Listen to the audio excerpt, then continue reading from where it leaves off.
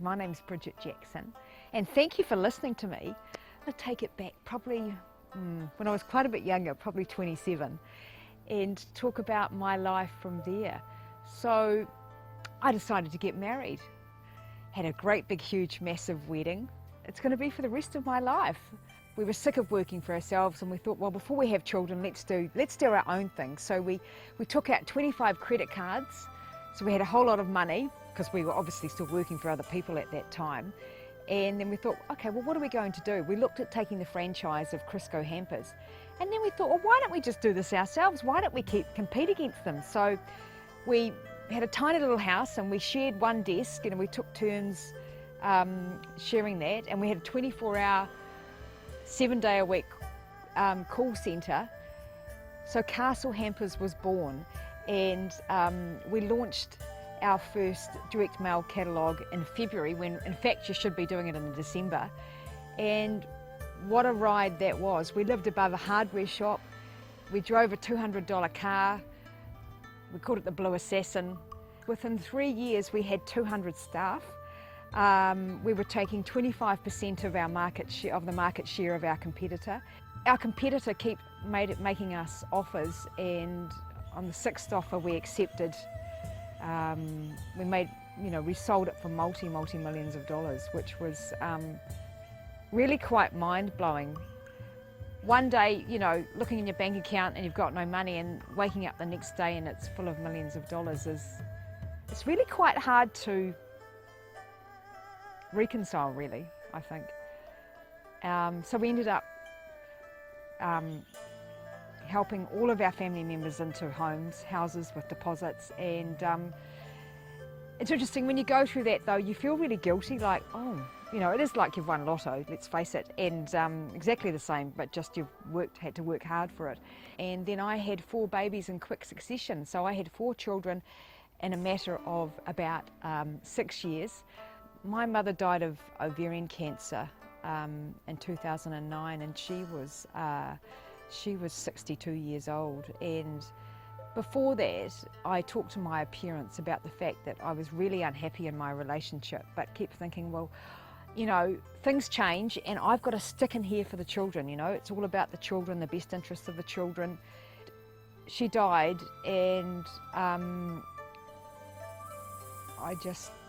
it left me obviously very empty, and I just thought, I don't know how much longer I can carry on in this relationship. I'm really unhappy. I'm feeling worthless. I'm feeling down. I don't feel like I'm being the best mother that I can be, or friend, or family member to other people. What's happening? What am I doing wrong? Is it me? So then, when she died, the only positive thing about her when she died is that I actually went and joined the New Zealand Gynae Cancer Foundation as a trustee. So I went on to the board, and then I became the acting chair. And then one day I just went, right, that's it, I'm done. I just couldn't cope being in this really destructive, abusive marriage any longer.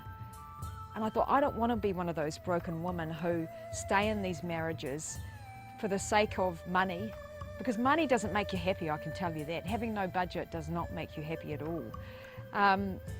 And for the sake of the children, but actually the children feel the tension when they're in a really bad situation where their parents argue all the time and are not happy. Unfortunately, it was a very high conflict divorce, and it took over 5 years, 7 boxes of documents, $600,000 until a settlement was made. 5 years, 1 month and 3 days after I left him on the 31st of August 2014. It took a massive toll on me. It took a massive toll on my family. I thought, well, what am I going to do now? I've got to get a job, I've got to start working for myself or working for somebody else. So I became the CEO of the New Zealand Gynae Cancer Foundation, which I loved. I loved it. My strength is people, and getting people to buy into whatever I do, and I loved it, and it was such a cause that was so close to my heart. went into that role, and I did about 18 months in that role, and my children turned around to me and said, "Mum, we never see you." You know, it's a very, very high stress job. I did a collaboration with the Oi Organic Initiative and with Helen Robinson, who's an incredible and a formidable person, who's the founder of that. And she said, "Well, why don't you come and work for me?" So I had a couple of fantastic years there, and meanwhile I'm still going through the divorce process, you know, and staying up late at night and writing affidavits, and it was becoming a job, and not a great job, I've got to say. And then in the middle of this, so I left my ex-husband in 2014, so 2017, the 1st of September,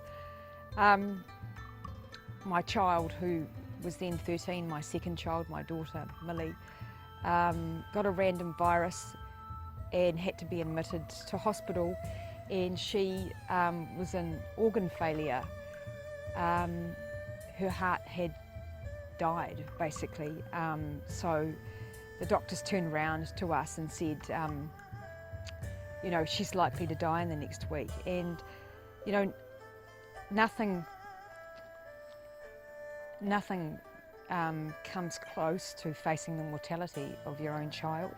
And I'm really pleased to say that she is now doing incredibly well. I don't want people to go through what I've been through. It's just taken so much out of me, so much out of my family. It's exhausting. You feel like you've got this massive cloud hanging over your head and it never seems to go away. You can't get on with your new life and your new beginnings. And I thought, right, I'm going to set up a business called Equal Exes. And so I trained as a divorce and separation coach. I'm also, before that, a qualified lawyer, and I've got a postgraduate in dispute resolution.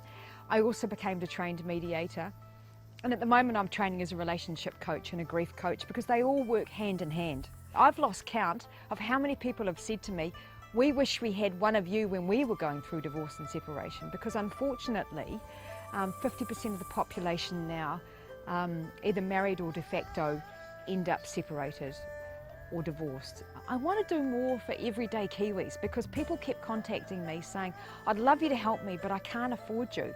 And of course, in the first instance, I need a commercially viable business before I could do charity work for people going through divorce and separation. So I thought, right, let's get this online. Let's set an online business up called Equal Exes Online. And that is helping everybody in New Zealand.